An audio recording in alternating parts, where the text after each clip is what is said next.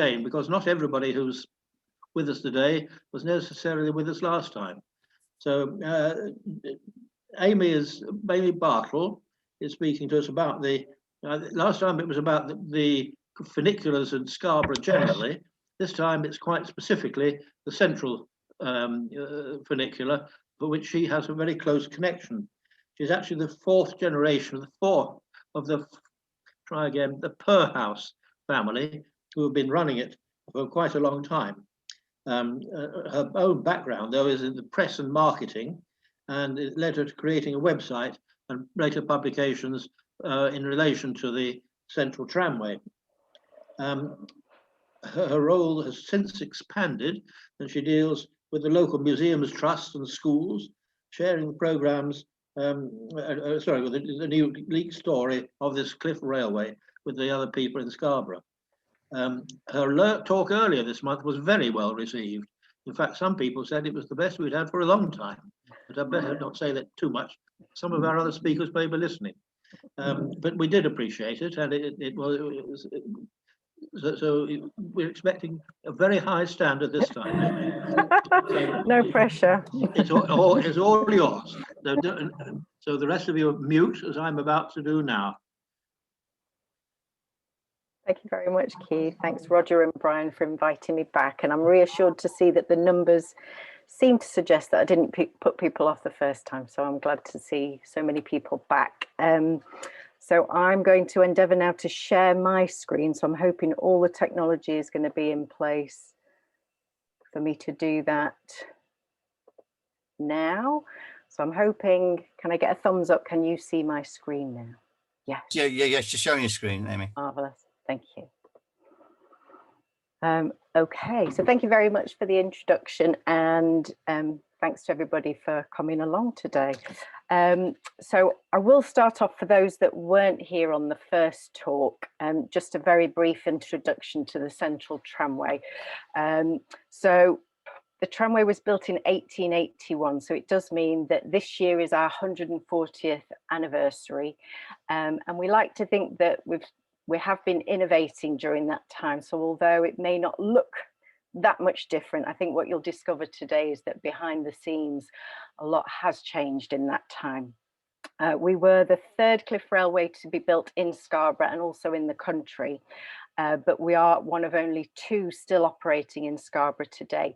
The other cliff railway, the Spa site on the South Bay, is not far from us, but that's operated by the local council. So we are privately owned and operated. And we carry almost, in an average year, I want to say, obviously last year was certainly not an average year for any of us. So in an average year, we carry almost 500,000 passengers. So we are one of the busiest cliff railways as well in the country. So the first talk was very much about the social side of Scarborough's kind of golden age, when it was really the most popular destination really for seaside visitors in the country at the time. So we were looking in particular around the Victorian period and early 20th century in Scarborough, and why 5 funiculars were built in the town. So today is very much about the Central Tramway, and we're going to really focus on the technology, so the engineering side of the Cliff Railway. So as you can see from the slide in front of you, we're going to really follow a chronology. We're going to go chronologically, looking at the development and those changes over the last 140 years. So in the period that the Cliff Railway was built, this is so just before 1881, the second half of the 19th century really was a golden age in terms of innovation.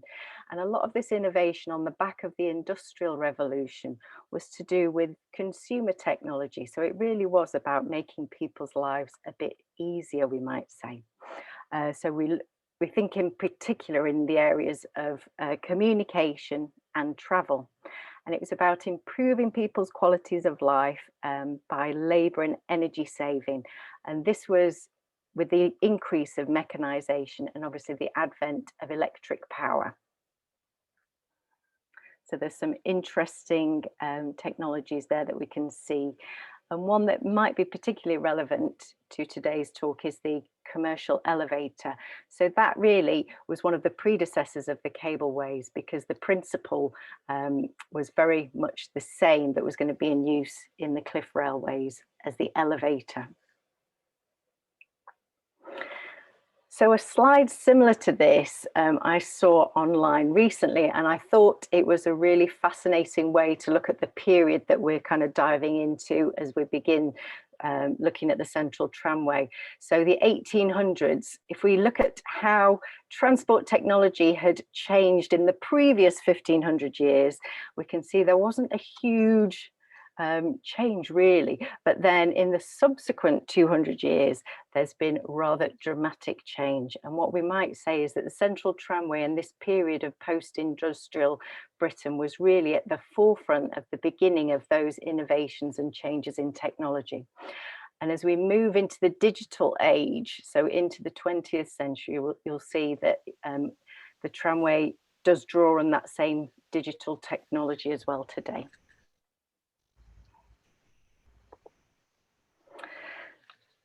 So we rewind the clock back to 1881, and the engineer of the tramway was Thomas Feaster Morgan.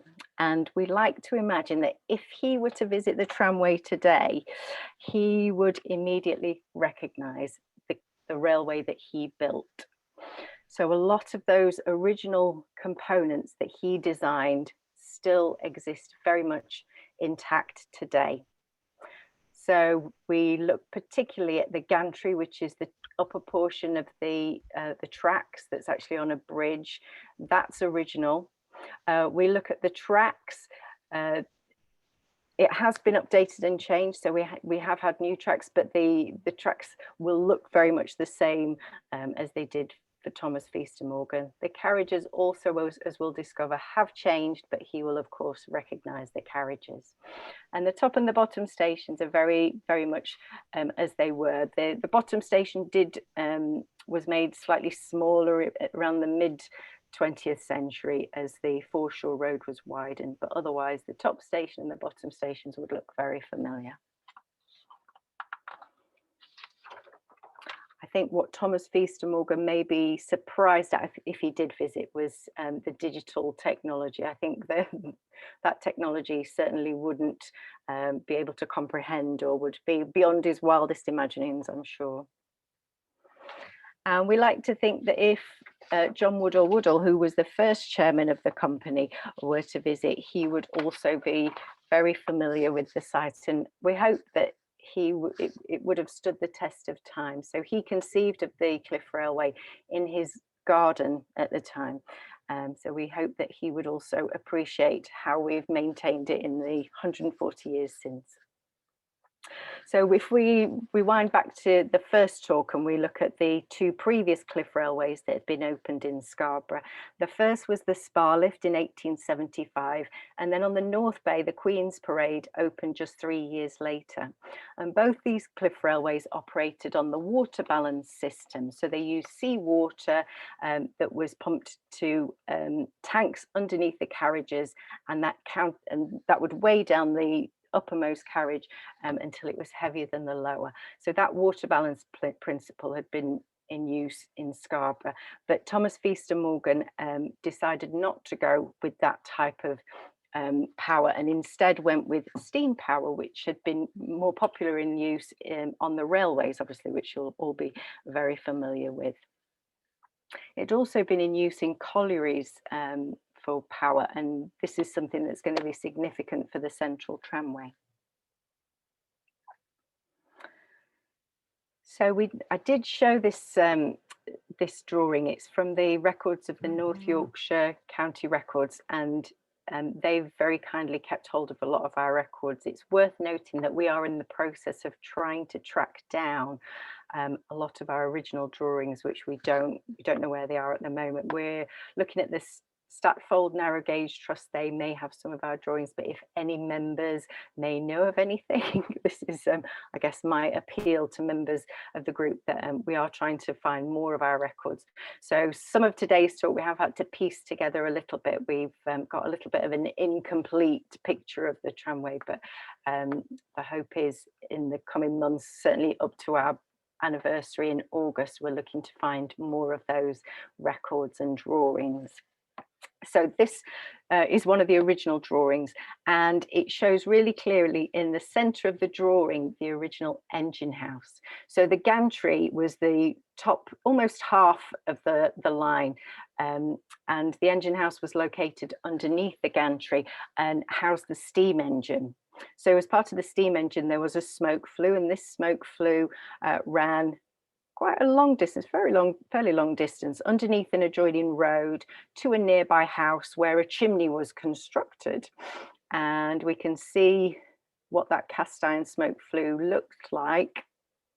And we can also see what the house looked like, because sadly it's no longer there. But this was Granby House, and the smoke flue actually was expelled through a chimney adjoined to the house. So the gantry was actually on cast iron columns and wrought concrete piers, cast iron columns, and with wrought iron lattice girders. And the control of the carriages was done by a winding engineer, very similar to the type of operation that had been in use in collieries through the 1800s. So the winding engineer worked in the engine room, but he didn't have a view of the carriages. Instead, he measured according to chalk marks that were on the ropes. So we can see the type of operation that would have been at the tramway on this video from the National Coal Mining Museum. So the steam engine in this video was actually built in Sheffield in 1876, so just a very short time before the construction of the steam engine for the tramway. Again, we don't have a great deal of information, unfortunately, on the engine that did operate at the tramway, so that is something that we're looking to try and find out more about at the moment. So this video should only be a couple of minutes. I'm hoping that you'll be able to hear the sound as well.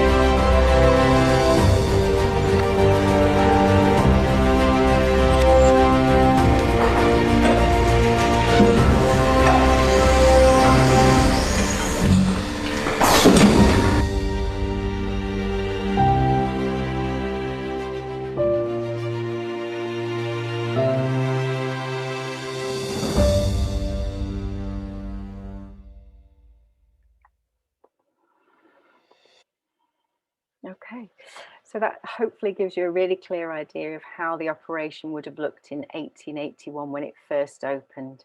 And this is one of the earliest photographs that we do have of the tramway. And we know from records that the coal chute for the engine room was located sort of halfway down the tracks, not far from the engine room.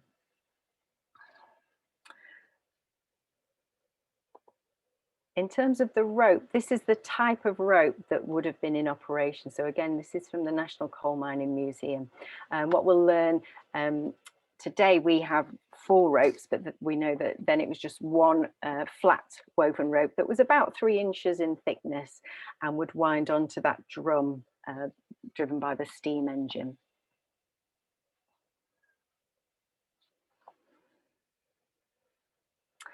So it was in 1904 that the Scarborough road tram system began operating, and the road trams ran all around the town from the railway station. And earlier in 1870, the Scarborough Electric Supply Company was formed, and they supplied the electric power for the road trams. And the decision was taken in 1920 to connect the central tramway to the electricity supply. So it was at this point that the steam operation finished, and we do know from records and books that people do remember hearing the steam whistle. So there was a steam whistle when the tramway was in operation, that could be heard along the South Bay. So sadly, yes, in 1920 that steam operation finished and the tramway was connected to the Scarborough Electric Supply Company. And interestingly, they began operation at the Electric Supply Company with these type of steam turbine alternators with condensers. And it's worth noting that one of the directors of the company was, of course, Mr. John Woodall, who was the first chairman of the Central Tramway. So it was a very natural business decision. And it meant that the tramway was connected to the 500-volt DC power that the road tram system was also connected to. But again, our records were a little bit sketchy around this time, so we don't have too many details about how that operation directly looked, so how the electricity was connected to those drums. But we do know that it was in 1931 that the road tram system actually closed, and so the decision at Central Tramway was made to convert the electrical system to an alternating current or an AC power with the installation of a 60 horsepower electric motor. And we think that it was at this point that the engine room was then relocated to underneath the top station. So this will become clear as we see pictures and images of how the tramway looks today. So from that location just underneath the gantry, the engine room was relocated underneath the top station. At this time, the Radican gearbox and sheave wheel were installed, and these are both in use today. So the Radican gearbox from 1935 is still in operation at the tramway. These are some of the original drawings that we do have from that conversion. So for those that are more technically minded from me, you may be able to recognize some of those switches and systems. The bottom left image shows the dead man's handle. It is familiar in operations even today.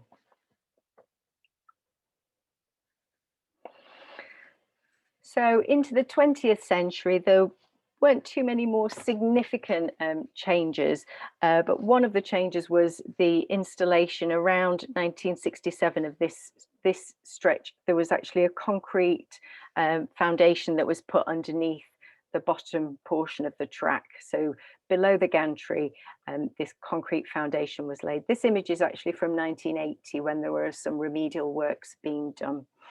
And the image to your right, you can see how the gantry looks from underneath. So this is the original gantry that we still have today, and it just shows a very different perspective, a different view of that gantry, obviously from underneath.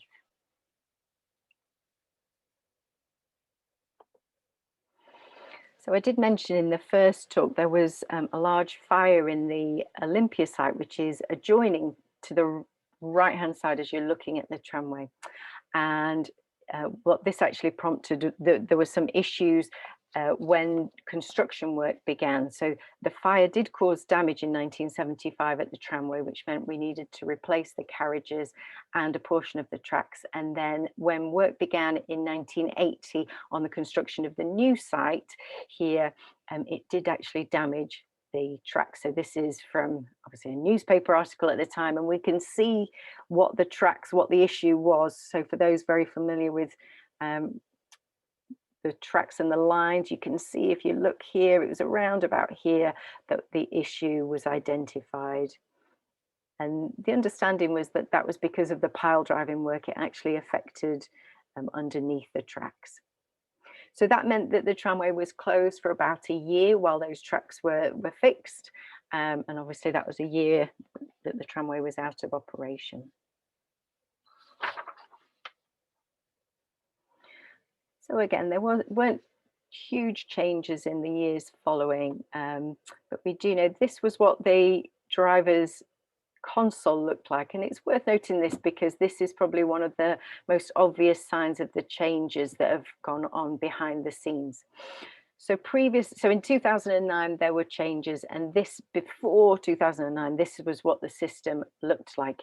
There was much more manual driving, and there was a foot brake that was in use, and it did require considerable skill to use that foot brake, and it's something that over more recent years there's been more automation, so less reliance on the driver and the skill of the driver, and much more reliance on technology and automation. So in 2009, this system was installed, and it's much more like the type of operation that you would get in a hotel or large building lift. So it's an automated lift operation. A new 60 horsepower electric motor was also installed at the same time. And all this automation was essentially to take away the dependency on the manual driving of the driver, obviously.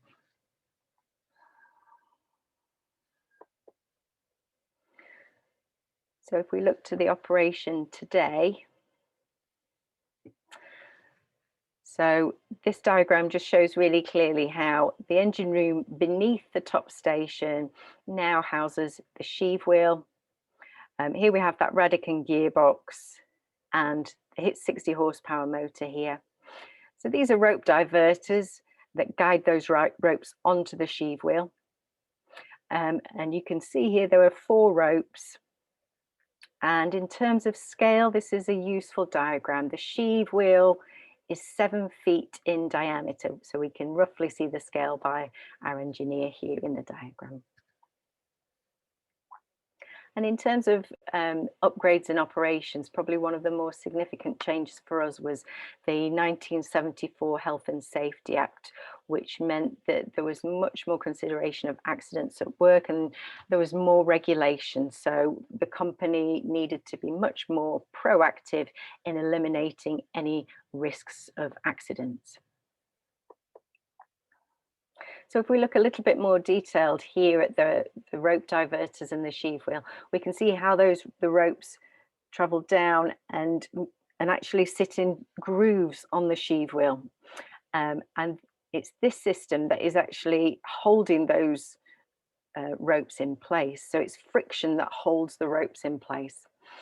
And so the 4 ropes, each end is attached to each carriage, and we see that each rope has a braking strength of 32 tons. So we multiply that obviously by 4. We know that the weight of each carriage is 8 tons, so that we can see there is quite a considerable amount of strength there that is surplus to requirement, we might say.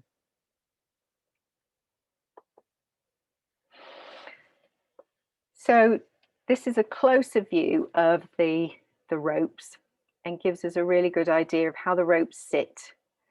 And if we look here, this is actually a 5th rope, and this is something that will keep coming up. So this is part of our redundancy principle. So we have backups to most of our systems, have additional safety measures. So this for us is a 5th safety rope. So if you consider all the braking strength of the 4 existing ropes, that's another rope to take extra if in the event that anything should happen. So what we do know that each of these individual ropes is made up of 200 or so individual strands. So this is what each of those ropes, the actual makeup of it looks like, you can see really clearly. So our ropes are manufactured by by the world's leading manufacturer of ropes. It was Bryden, that's now owned by Beckart. And that's something, again, that we're really keen, that we're looking always to the best, you know, in terms of safety and materials.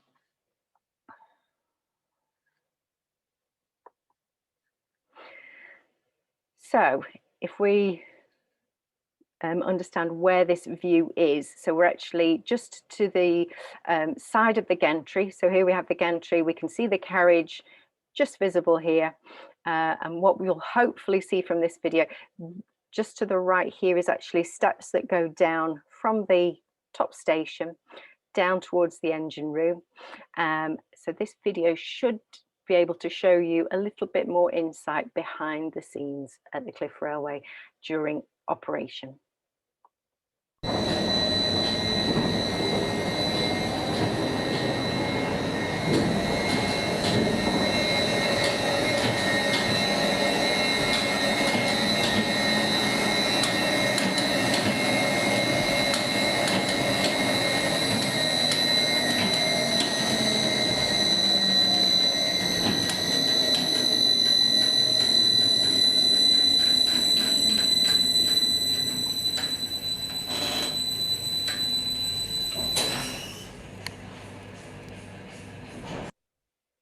So that's essentially one journey on the tramway, and we'll just take a slightly different perspective, a different view, so you get a clearer view this time of the motor that obviously drives the gearbox and the wheel. So that's this is the same journey, same cycle, different view.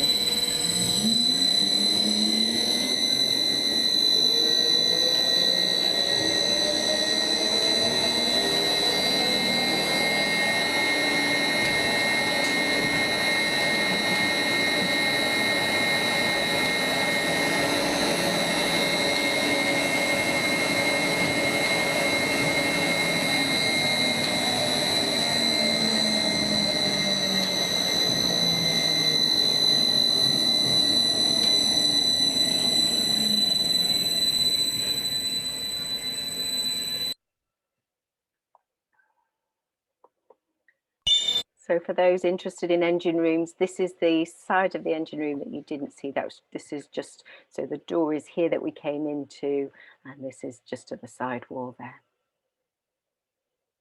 So we do actually offer, well, we have in the recent past, offered tours of the engine room for Heritage Open Days. This is obviously something in future that we'll need to review, but it does mean that we do allow very limited access during a small part of the year for Heritage Open Days for guided tours of the engine room, if anybody might be interested. So here we are back up at the top station, and we can see the driver's booth here. So the entrance to the carriages is this side and this side of the driver's cabin. And on the floor, it's worth noting here, we actually have an access hatch. So this means that we can get machinery in and out of the engine room relatively easy. We don't need to go down the steps. It is a very narrow access point, just obviously to the right of the driver's booth.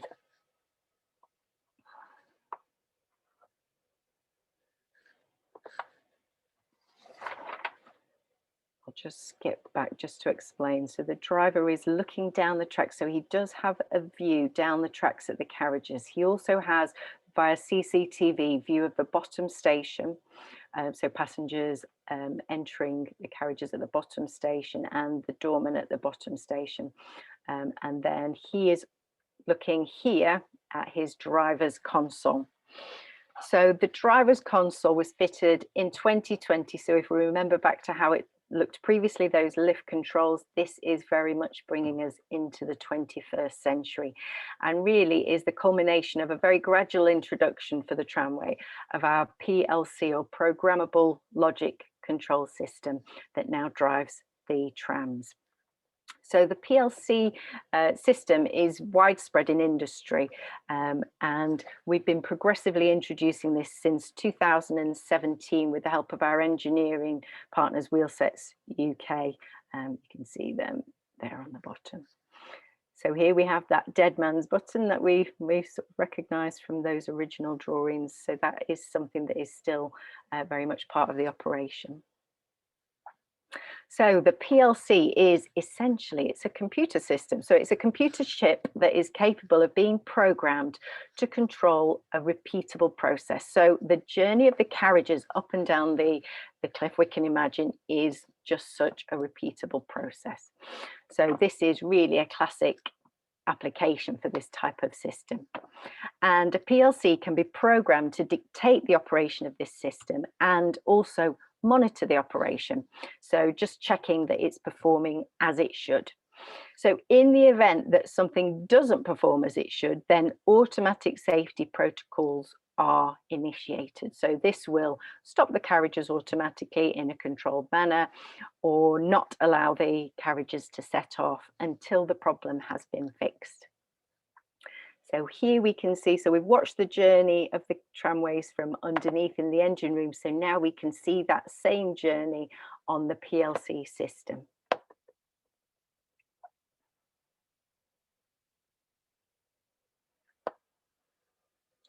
So it's worth noting that if you do visit the tramway, you won't have this sort of access to this view, because the driver will obviously be stood in situ. So it means that this is a really unique opportunity to see that operation on the console. It would be very difficult to see it during a busy day at the tramway, as you can imagine.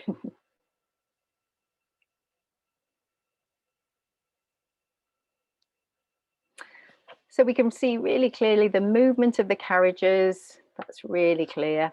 And this is a touch control system, just like on mobile phones.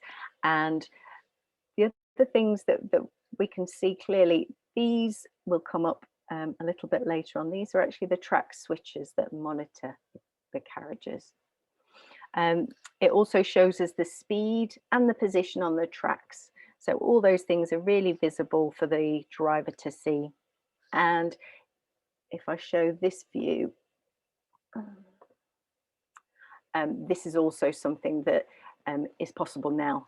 So there are alarms or alerts in the event that there is an issue or a warning or a fault. So that should hopefully give you a really good idea of what that system looks like. So this whole system is worked in coordination with our interlock system, and this means that this is a satellite control system. This is in the engine room. We can just see the sheave wheel just in the bottom right of this image, so you can get an idea. It also monitors the speed that the wheel is moving, as well as the carriages on the tracks. And this interlock principle basically means that there are several parameters that need to be essentially checked before the carriages will move. So the main parameters for our system is, for instance, checking that the doors are closed. So we can see the buttons, the indicator lights here. So the carriages won't move if one of those doors is open. So we also have charging cables that are connected to each carriages for the lights inside, and these are connected to the interlock system. So again, the carriages won't set off if those charging cables are still connected.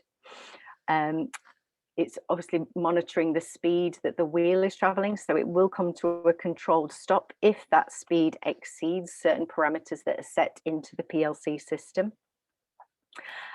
It will also stop if the driver takes his or her hand off the dead man's control button that we saw on the panel.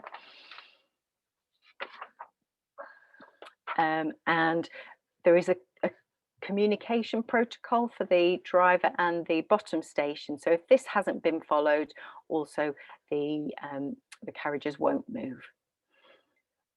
So the final one is the recovery system drive coupling has to be disengaged. So this is another thing that helps us and actually helps us to protect that 1935 gearbox to make sure that that is also safe.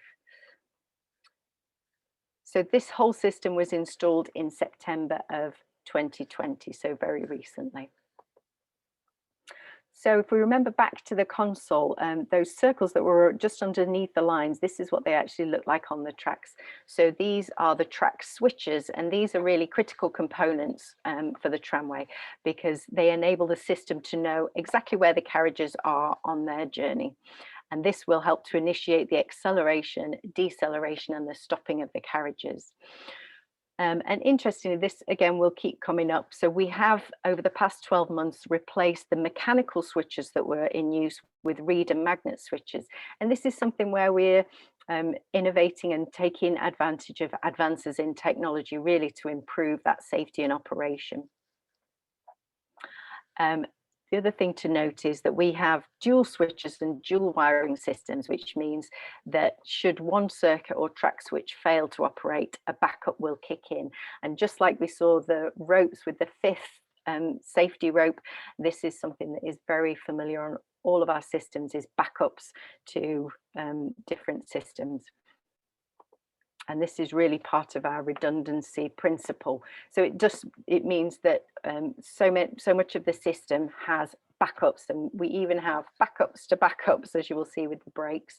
That means that there really should be no failure. Safety is really at the forefront of all considerations and innovations at the tramway.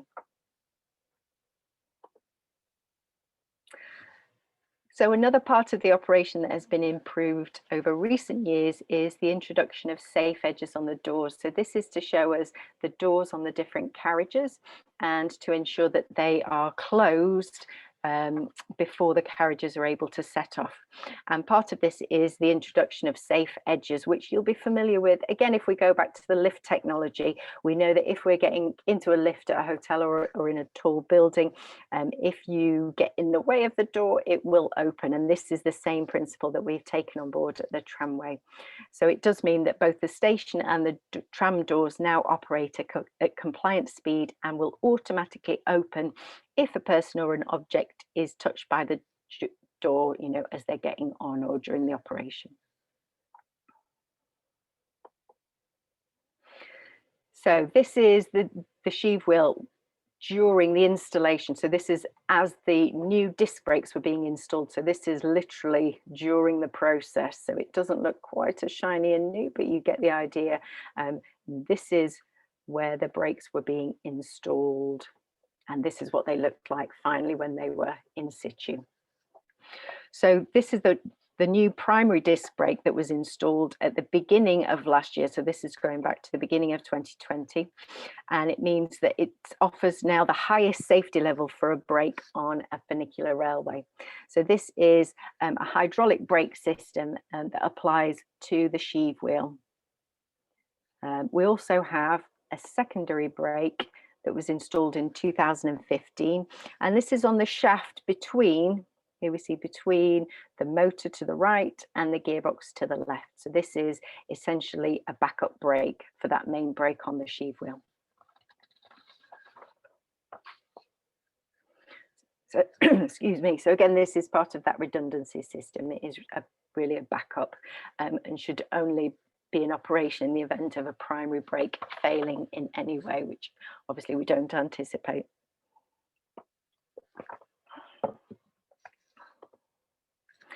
So here again, if we get an idea of the perspective, the sheave wheel is here, and just to the right of the sheave wheel, this is our tram recovery system. So in the event of a power failure, so a large power cut, and if we imagine the carriages are halfway down the tracks, then this tram recovery system will come into operation. It's a 110 volt generator and it's able to power the carriages, but it actually uses a separate inverter and gearbox, so it is a separate system, so that will bring the carriages safely back to the stations.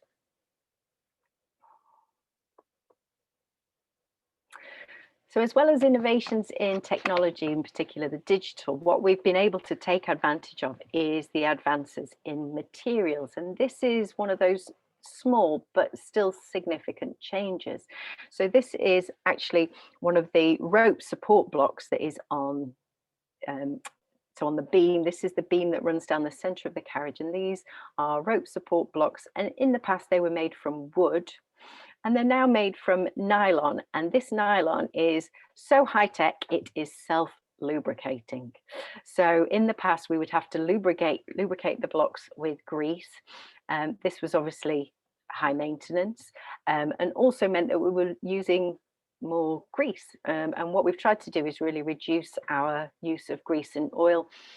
We are trying to obviously move with the times, and we are very environmentally friendly. Funiculars by their very nature are very environmentally friendly, but things like this just help us continue moving in that direction. So this is significant as well, because this beam down the centre of the line is what the onboard emergency brakes also work on. And we can see this is a slightly better view of the track, so you get a much closer view. This isn't a view that the public would normally get, but hopefully you get a better feel for how the ropes move up and down. And you can see this beam that runs down the track, and you can see those nylon rope supports hopefully in operation.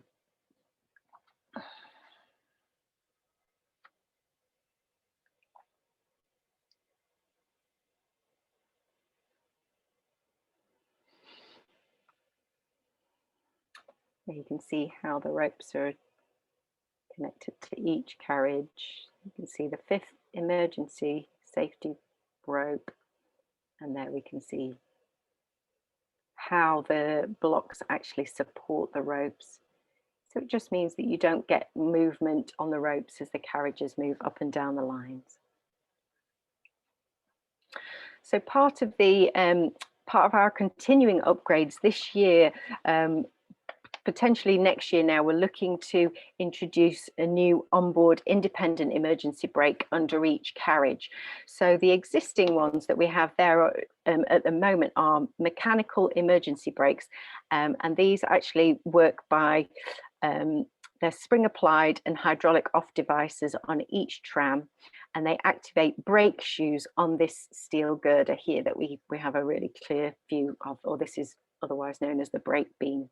And it runs down the center of the track, and those brakes are applied only in a really emergency situation where the ropes fail, the wheels fail. This really would be catastrophe. We're probably thinking end of the world type catastrophe. We can't really imagine any scenario where all of those things would fail, but there are brakes on each carriage which would be activated by an overspeed governor, and we are actually going to be replacing those next year as part of a really large upgrade on the carriages. So more news of that to come.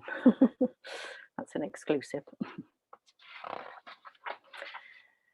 So it's not just in terms of the mechanical operation of the tramways that we've been able to take advantage of technological advances. We are a people-facing business, so part of that is taking payments. So this is a view of the top station as it is now in COVID times. Let's hope we're moving very swiftly out of those COVID times for all our sakes. So last year's events did mean that we ended up moving towards a contactless payment much quicker than we may have otherwise. So since 1881, we have been a cash-based business. So this was the same payment booth that was in operation in 1881. And we still use the booth today, but sadly, this system is fast going out of use. We do still take cash, but more and more we're hoping that people will be using contactless payments. So it means that we have 3 iPads and payment consoles that we take payment via.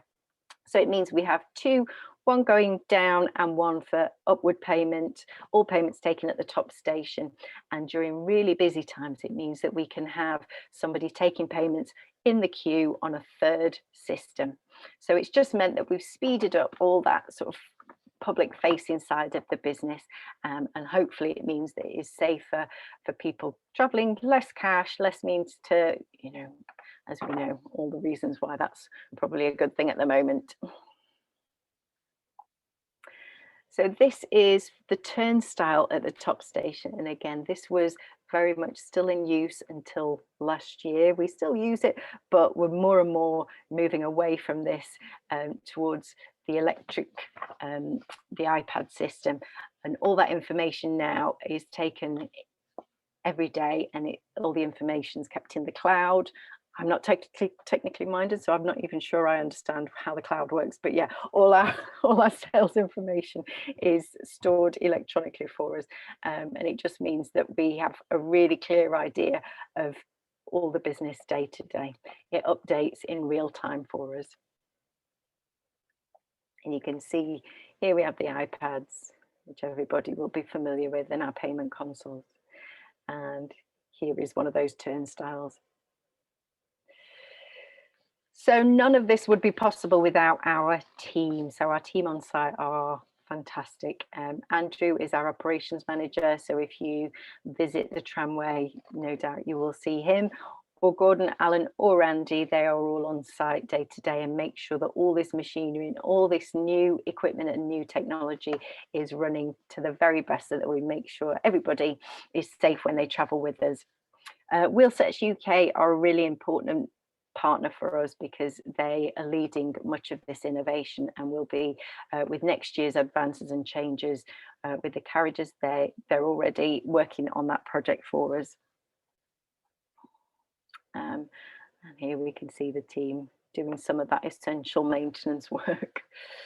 It's a very labor intensive job, and as you can imagine, the skill that is involved, we do rely so heavily on them, and we're very grateful that they're so good.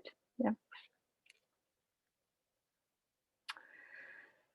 So let's hope that we can continue to keep the tramway running.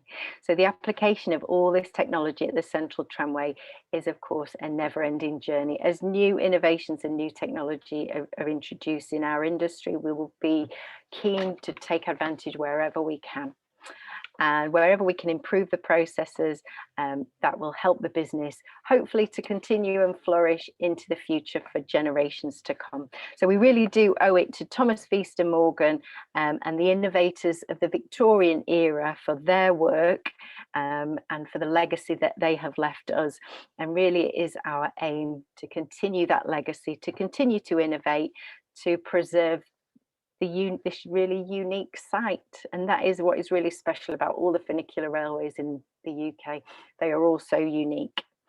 And we also just want to acknowledge at this point that we do work closely with the Health and Safety Executive, and they are consistently challenging us and encouraging us to improve the operation.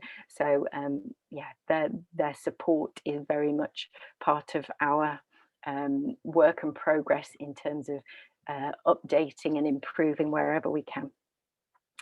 So I want to take this opportunity to say thank you very much. I have no idea what the time is. I'm going to quickly look. Okay, I've been speaking for about 50 minutes, so I'll stop talking now. I will take questions. I will stop sharing my screen.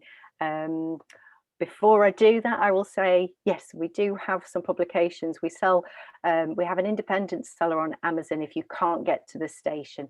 So if you look for those titles on Amazon, and this is an exclusive plug, because for those that have been watching the architecture the railways built, Tim Dunn has very generously written the foreword for our 3rd edition of the Illustrated Guide to the Funicular Railways of Great Britain, which we are hoping to be launching this year, not too long, hopefully. So yes, that's my plug, that's my sales bit. Thank you very much to everybody. Thank you to Keith, Brian and Roger for the invitation, and the floor is open to questions, I think.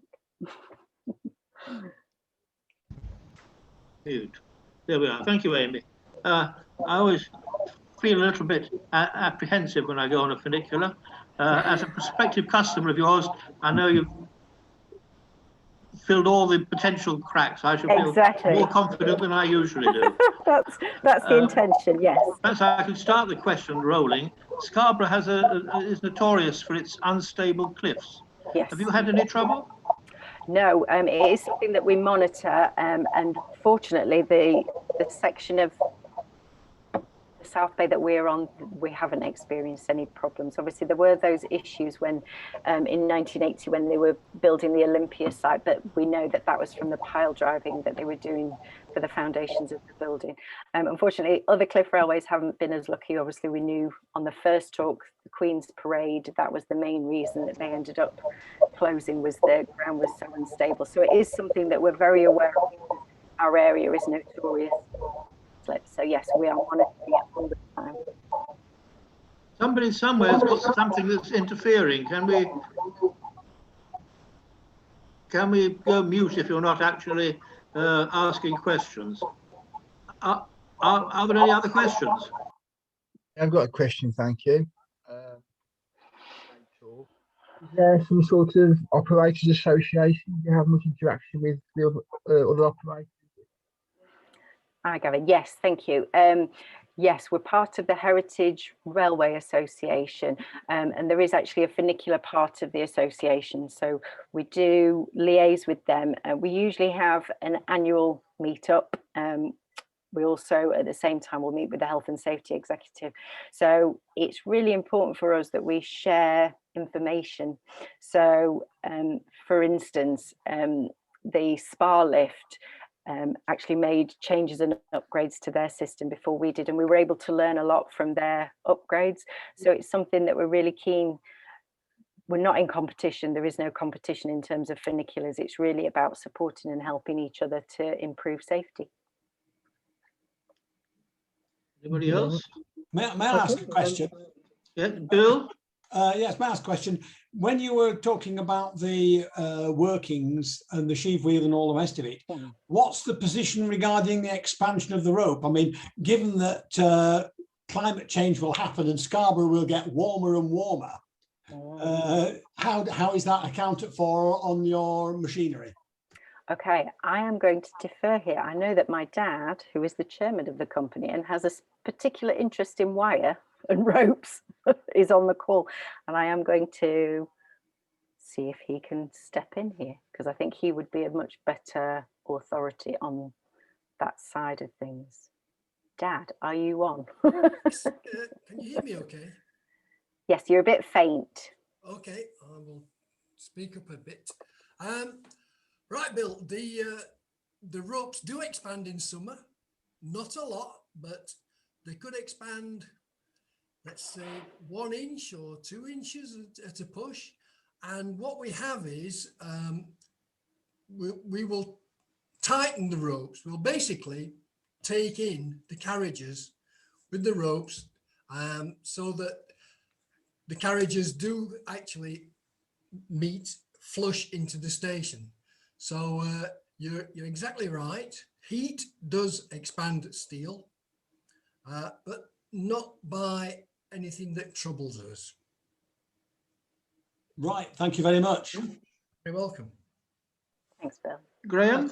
I think you mentioned that the carriages had a charging point for the lighting. Are the carriages lit from batteries? I do know they are. Dad, have you got anything to add? Yeah, they are indeed lit by batteries.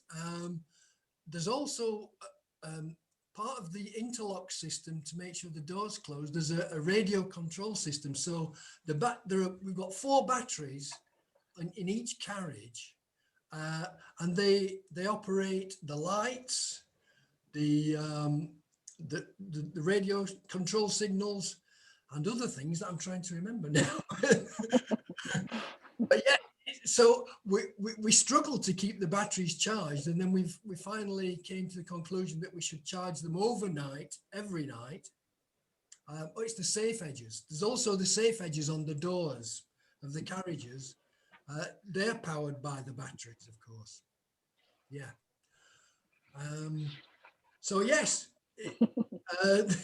the charging points were a big step forward for us. We previously had solar panels on the roofs of the carriages, but that was not very reliable. We're in the shadow of the Grand Hotel, so the sun doesn't get to us very much during the day, which was a shame because we liked the solar panel concept, but it wasn't reliable. And was the lighting before solar panels? Yes. So, some of the old pictures, I think there was there appeared to be some wiring down the side of the track that enabled that to happen, but it's before my time, I'm afraid. I'm just aware of the pictures. Thank you. Yeah. Thank you. Keep going.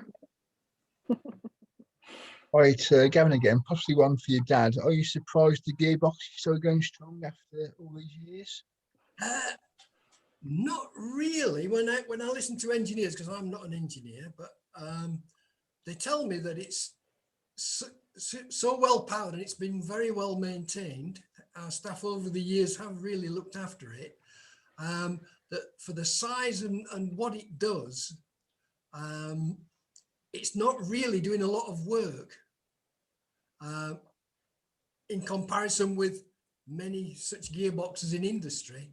This is not an overworked system. It's a bit like the 60 horsepower electric motor. People say, well, that's not a very big motor. Well, no, it's not. It's not actually doing a lot of work, because the weight of the carriage going down, the counterbalance principle, as Amy was saying earlier, that tends to help and reduce the amount of electricity that would be needed if you were just trying to haul up 8 tons from, over that distance. So the systems are, should we say, over geared for what they do. Yeah, which is good. Yeah. You You know where the steam engine went from the railway? No, I don't know where it went. No. I think, Gavin, this is part of what I'm doing at the moment, is trying to find out a lot of that information. Yeah, we don't know, sadly. A lot of things were lost. Right. Are we drawing to a conclusion with some more I, questions? I have a question. Yeah, please, Gerald.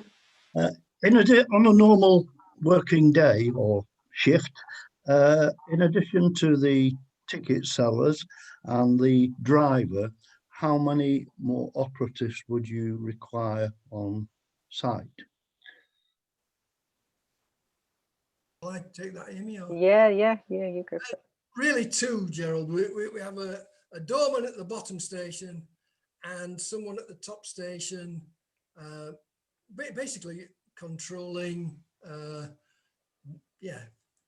making sure that, particularly under the COVID regulations, that we've not got too many people in, everybody's socially distancing, cleaning the carriages, between rides. So it's really three staff. When we're quiet, 3 staff can operate. When we're busy, we might need 5 people there. So August is particularly busy for us, obviously, holiday season. But 3 staff normally, but that's not including the people that look after the maintenance, the people that tend the gardens all around us, and generally keep the place looking tidy and clean. So is there somebody in the engine room all the time or not? No, definitely not. So it would only be if something went wrong, would that be the driver or who did that, doubled up on that job? Most of the staff have a familiarity with how the system works and can do, should we say, short-term remedial maintenance. But if it needs much more than that, we have to bring in our engineering contract. Yeah. Thank you for that. Thank you. Are all your staff paid, or do you have any volunteers working with you as well? No, we don't have volunteers. They're all paid. It's a business, and I think Amy mentioned earlier, it's a business that's the company's the same company that was formed in 1881. It survives on the revenue. There's no subsidies from, there's no subsidies from government or the local council. It runs on the takings through the turnstiles. Would you see yourself, are you a tourist attraction, or does it serve the people of Scarborough? Yeah. I'll take this one. Yeah. It's a balance that we try and strike, because it's very much, the history of it is it's a service. It's for people to get from A to B. But what we've really acknowledged over the last 10 years certainly is that in terms of heritage railways, it's got a real place in the local area. You know, when we are trying to make more of that heritage. So it's interesting. We did a survey recently of our visitors, and what we would say is, for the majority of visitors, it's a convenience, but there are a significant number that will travel as an attraction. It's something different when they come to Scarborough. It's something that they will do, often with young children. Little kids love it. So that's something, it's a balance to strike. Because a lot of people really do rely on it in terms of mobility issues, or just not wanting to climb the hill, which I can understand. That's So good. both I would say. Yeah. Thank you. Have you ever sold tickets? Right, I was rather disappointed I couldn't get a ticket when I paid.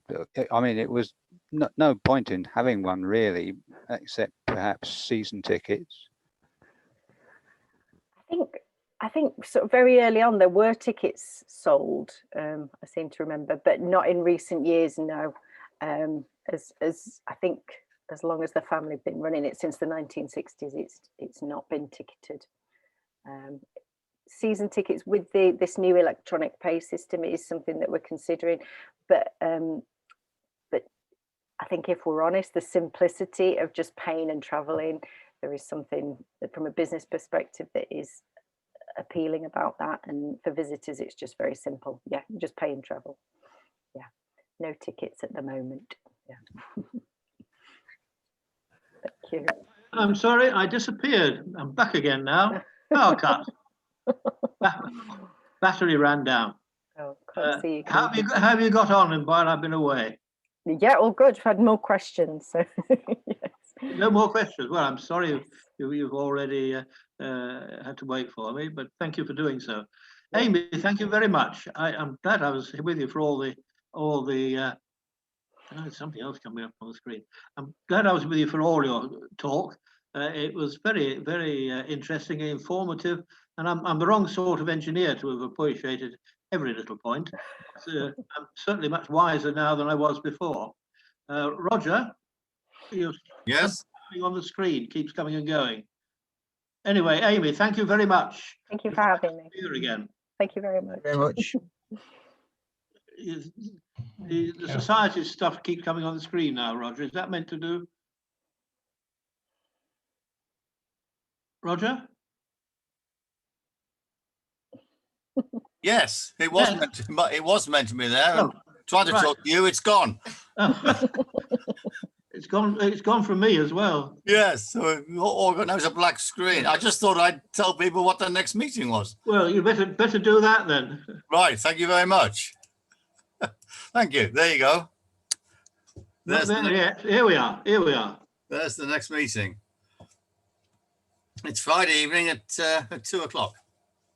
Sorry, Friday. What's that? And it's Bill Jagger, a North East member. We can definitely commend him to you. Wait a minute. Is that time right? It's 7 o'clock on Friday. It's 7 o'clock. I beg your pardon. Friday week. It's 7 Not o'clock. on Friday, the week after. There you go. Friday the 9th. 7 o'clock. Right. Thank you very much. And there are plenty more meetings after that. That's the season. We'll take a break after the end of May. So there are 8 more meetings, and we'll take a break. We'll take stock, and we'll see what the future will be. So this time we don't have to wish you a safe journey home because you're all at home. So with any luck, next time that'll be part of the spiel. So thank you very much again, Amy. Thanks for having me. We'll all go away now. Thank you. Cheers. Bye-bye. Thank you. Bye. Thank you. Thank you.